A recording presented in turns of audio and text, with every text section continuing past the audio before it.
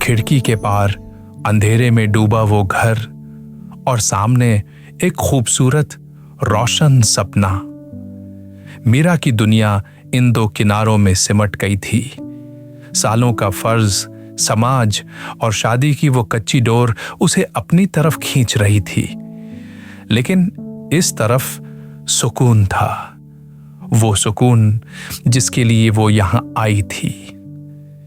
उसने एक आखिरी बार उस अंधेरे घर की तरफ देखा और फिर अपनी नजरें उस हमशक्ल पर टिका दी जो सब्र से उसके जवाब का इंतजार कर रहा था। मीरा ने एक गहरी सांस ली और बहुत धीरे से सिर हिला दिया। हाँ, मैं फैसला हो चुका था। आज रात वो अपनी टूटी हुई हकीकत में वापस नहीं लौटेगी। उस रात गेस्ट कॉटेज में वक्त जैसे थम गया। वहां कोई जबरदस्ती नहीं थी, कोई उम्मीद नहीं थी, बस बातें थी। वो बातें जो सालों से अनकही थीं। मीरा ने बताया कि कैसे उसे अपनी नौकरी में अब मजा नहीं आता।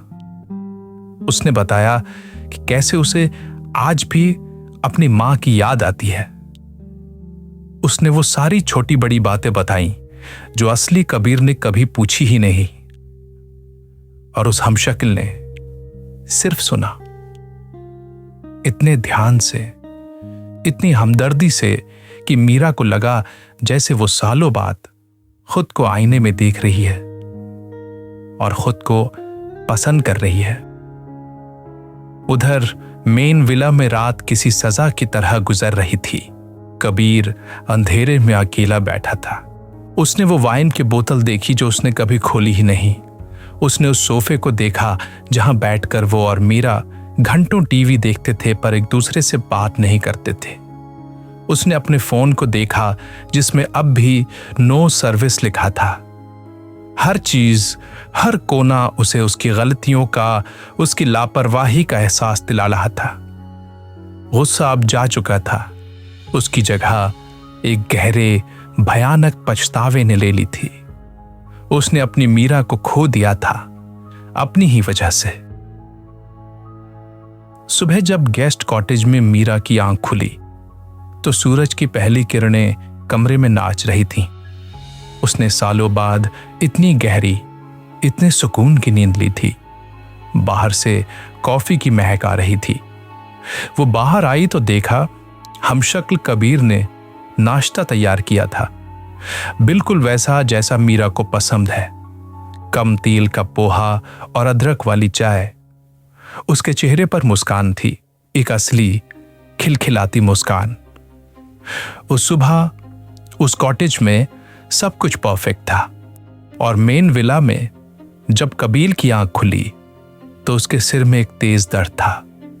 रात भर की बेचैनी उसके चेहरे पर दिख रही थी। घर ठंडा और खाली था। रात के जूठे बर्तन सिंक में पड़े थे। हवा में एक बासीपन था और एक गहरा अकेलापन।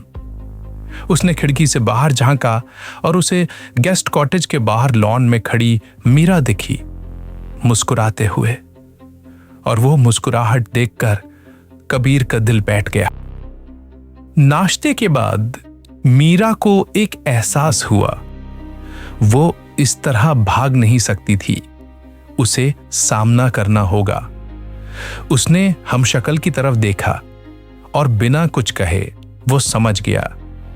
मीरा ने गेस्ट कॉटेज का दरवाजा खोला और बाहर कदम रखा। मेन विला और गेस्ट कॉटेज के बीच का वो लॉन जो कुछ ही गज का था, आज मीलों लंबा लग रहा था। हर कदम एक फैसला था। हर कदम उसे उस परफेक्ट सपने से दूर और उस टूटी हकीकत के करीब ला रहा था। मेन विला के अंदर कबीर ने उसे अपनी तरफ आते हुए देख लिया।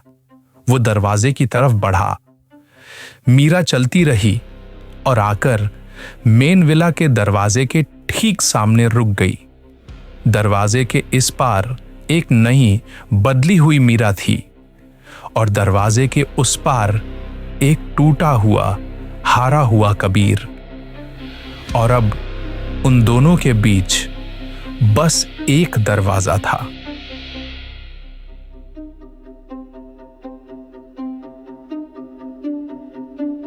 अगर कहानी अच्छी लगी हो तो जल्दी से लाइक करो, अपने दोस्तों के साथ शेयर करो और द कहानी बीट्स को सब्सक्राइब करना बिल्कुल मत भूलना।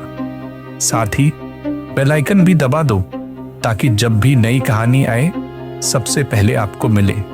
धन्यवाद दोस्तों, सुनते रहिए हमारी कहानियां।